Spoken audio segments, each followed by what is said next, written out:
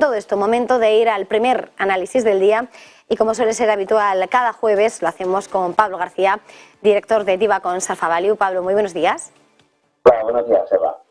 Hoy querría comenzar mirando a Asia porque tenemos bastantes referencias, sobre todo por esa disciplina, ¿no?, de los grandes bancos chinos asumiendo las directrices de Pekín de reducir la tasa de depósito para ver si de alguna manera consiguen estimular la economía. Acaban de reducir esas tasas de depósitos y quería preguntarte, al tenor de estas titulares y de los datos que vamos conociendo, ¿cómo estás viendo esa recuperación en China y qué podemos esperar? Bueno, será una de las medidas esperadas por el mercado, porque es verdad que hemos visto unos datos de exportaciones bastante malos, ¿no? Y es verdad que el mercado especulaba con que Pekín podría, digamos, pausar un poquito ese apoyo monetario, ¿no? Yo creo que era necesario y puede ser un revulsivo para los mercados. Y al lado tenemos a Japón, ¿no?, que ha publicado un dato de PIB bastante potente esta mañana, además, como bien has apuntado, revisando el crecimiento anual, ¿no? También lo hemos visto por la parte de la OCDE, es decir, parece que, bueno, habíamos sido todos muy cautelosos respecto al crecimiento, y hablo también por parte nuestra, en Divacons Alpha Value, y se están revisando ligeramente al alza las expectativas de crecimiento. Esperemos que eso también pase en países como Alemania, ¿no?, que hemos tenido ya esa recesión técnica.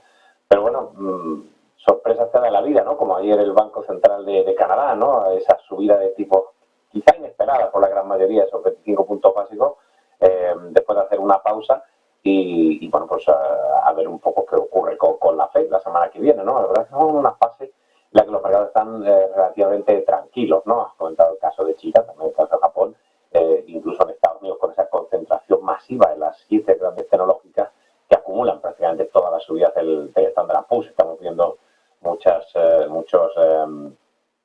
análisis sobre el tema, y esa concentración empieza a preocupar, ¿no?, incluso a los más apetecidos, ¿no? Bueno, vamos a ver qué ocurre, ¿no? Pero las expectativas de inflación, que conoceremos también la semana que viene, un día antes de la decisión de la FED, pues están metiendo un poquitín de presión, ¿no? Pero desde luego el mercado sigue estando muy tranquilo.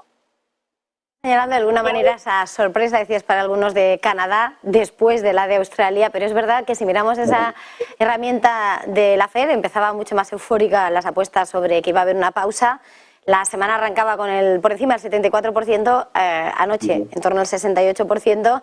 Parece que empieza a dudar, ¿no?, si realmente podría haber una sorpresa, ese esperar y ver, o si no van a esperar tanto. ¿Cuál es tu apuesta? ¿Tendremos sorpresa, no sorpresa o cuál es el dibujo? Pues fíjate, en las últimas 3 semanas se ha basculado mucho. Los swap han ido pasando, como bien decías, ¿no?, de 60%, de 80%, 77% que veíamos incluso ayer, o incluso bajando del 70%. Todo va a depender ese dato del martes 13 de junio, que todo apunta a que la mensual puede irse a subir a la inflación al 0,2%, la anual retroceder al 4,2%. No olvidemos que veníamos de abril del 4,9%, es decir, sería una tasa de inflación, aunque ellos insisten que es pegajosa, sería bastante razonable. Incluso la subyacente se espera un crecimiento del 0,4% y 5,2%, veníamos del 5,5%, con lo cual seguimos con ese proceso de desinflación, que tanto ha comentado Jerome Powell. Si esos datos, unidos a la resistencia que hemos visto en el mercado laboral e incluso la resistencia del consumo, porque yo era mucho más conservador, pero la verdad es que el consumo en Estados Unidos está aguantando. Janet Yellen ayer hablaba de posibles problemas de deuda inmobiliaria, bueno, es normal, estamos viendo los tipos a 30 años, aunque han bajado un poquito en torno al 6, 80%, pues es normal, incluso con esas tensiones, con esas restricciones crediticias. Si los datos se acercan a ese 4%, 4,2% que espera el consenso, yo creo que vamos a tener una pausa. Pero una pausa, como hemos visto en el Banco de Canadá, si bien apuntabas, eso no significa que no podamos subir después 25 puntos básicos. Bullard habla de incluso 2 subidas de 25 puntos básicos, posiblemente en junio y julio, y a partir de ahí pivotar. Pero esa es la cuestión, es decir, nosotros hemos insistido que cuando la FED termine de subir tipos, no va rápidamente a recortar los tipos. Incluso hace una semana se hablaba de que ya para el verano podríamos tener recortes de tipos. Nosotros no lo pensamos. Creo que va a haber un wait and see, creo que va a haber un periodo, pero esto lo ha dicho Powell. Es decir, que muchas veces parece que los analistas estamos haciendo unas estimaciones muy sesudas. Powell te lo ha dicho, vamos después a esperar un poco y hasta posiblemente noviembre o hasta entrado el 2024 tengamos recortes de tipos. Yo creo que sería lo más prudente y sería un poco lo más razonable con el cuadro macro que nos presenta. E insisto, es que las cifras del mercado laboral, hemos visto los JOLTS, hemos visto los ADPs, hemos visto los non-farm payrolls, estamos viendo las peticiones semanales de desempleo, todo encaja que, bueno, si el consumo sigue aguantando, ojo, cuando decimos que el consumo está aguantando, es verdad que se está tirando mucho de crédito y que eso se está complicando, insisto, como decía la señora Janet Yellen, pero de momento, bueno, pues salvados por la campana, ¿no? Así que yo, con todos los datos que tenemos ahora, esperaría para el miércoles 14 de junio una pausa. Eso sí, al otro lado del charco, es decir, la señora Lagarde ya ha marcado las pautas, ¿no? Ha vuelto a recuperar después de hace un mes y medio que tuvo ese lapsus, adelantando ya claramente esos 50 puntos que al final no fueron por la crisis bancaria norteamericana. Aquí sí vamos a tener 25 puntos básicos y posiblemente otros 25. El señor No, el presidente del Banco de Países Bajos, lo insistía. Necesitamos subir todavía los tipos porque la inflación subyacente posiblemente no haya marcado el pico. Bueno, el Banco Central Europeo también está claro, así que bueno, esperemos que no haya novedades, ¿no? Pero el mercado, fíjate, estaba comprobando ahora, el VIX es alucinante, ¿no? Estamos en 13,94, es mínimos de mínimos. El mercado está hiper tranquilo, quizás demasiado tranquilo, e insistir en esa concentración, ¿no? Las 7 acciones del Standard & Poor's, las famosas Apple, Microsoft, Amazon, Nvidia, Tesla y Meta, han tenido una rentabilidad media del 53%. Los 493 valores restantes que configuran el Standard & Poor's están planos. Como he insistido en mis podcasts, ¿no? y en nuestro análisis, es que Markovich está de capa caída, es decir, la diversificación de las carteras, etcétera. Como hayas diversificado en Estados Unidos, tu underperformance es bastante claro, ¿no? Y eso a mí me preocupa enormemente. Una chispa que puede haber negativa en el sector tecnológico podría tumbar los mercados 4 o 5% de la noche a la mañana. Esas cisnes que aparecen o no aparecen. Pablo, estaba señalando algunos comportamientos destacados del mercado, al tiempo que también señalabas como Yellen, que ha defendido de nuevo la sostenibilidad del sistema bancario, sí que advierte un poco lo que puede pasar en el sistema inmobiliario, pero lo que sí que hemos visto, y de hecho lo analizaba Javier del Valle, lo hemos recuperado hace un momento, las tensiones que se están viviendo en ese sector de bienes raíces, en el residencial, el impago ya de grandes hoteles en San Francisco. El sector inmobiliario es uno de los grandes afectados con la subida de tipos, con esas medidas del teletrabajo. Y la tensión sigue en aumento. Esperar y ver, pero ¿qué podemos ver en el sector inmobiliario según lo que se está cociendo en esa gran ciudad como es San Francisco?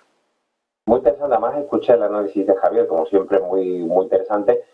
Bueno, que las apuestas que hemos hecho, si recuerdas, desde el principio de ejercicio, vamos a ver, el mercado yo creo que sí está teniendo un comportamiento más razonable de lo que algunos analistas dicen. Si tenemos subidas de tipos, desaceleración, ¿qué suele funcionar mal?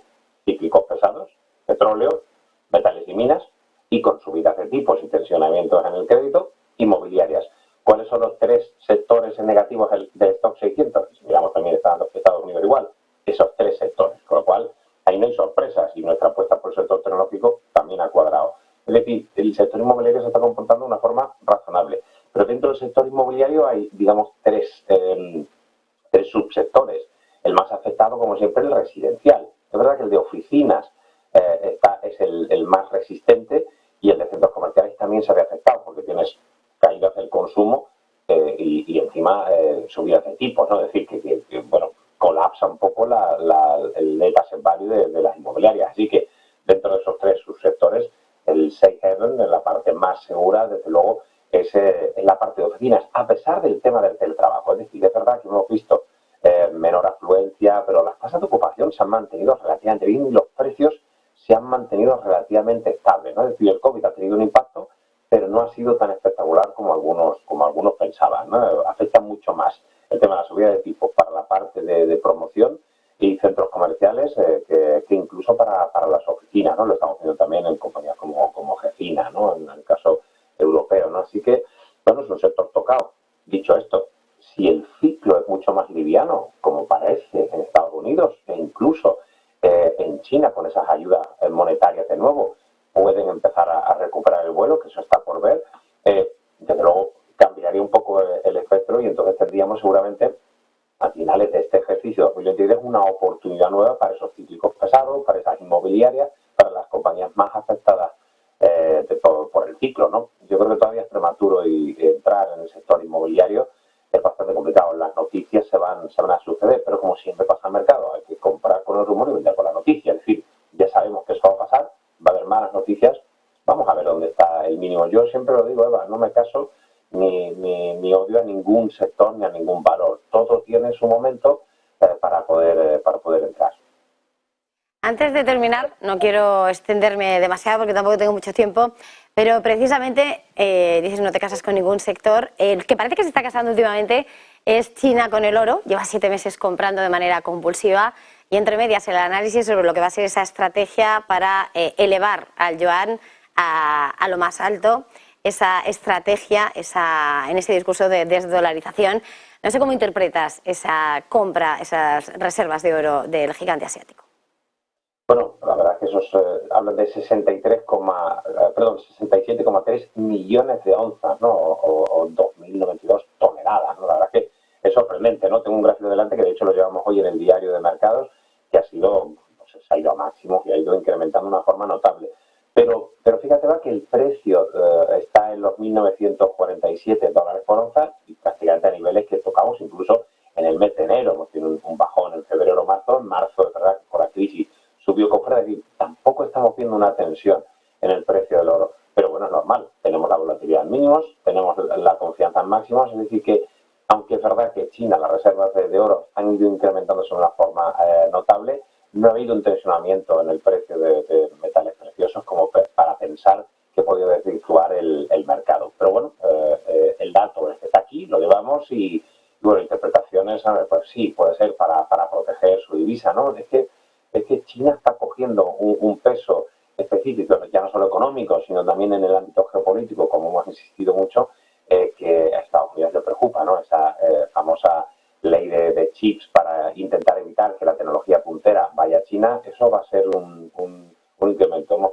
El COVID puso un paréntesis en la guerra comercial, pero vamos a volver a tener más impacto, ¿no? Bueno, ahí está el dato, pero insisto que en el precio del oro no hemos visto un impacto demasiado importante y estamos incluso por debajo de 2.000 dólares por onza, que sí lo superamos durante el principio del mes de mayo. Pues muchísimas gracias una vez más por este tiempo de análisis madrugador. Pablo García, director de Deva Consors Favali, ha sido un verdadero placer. Feliz jornada, feliz negocio. Realmente.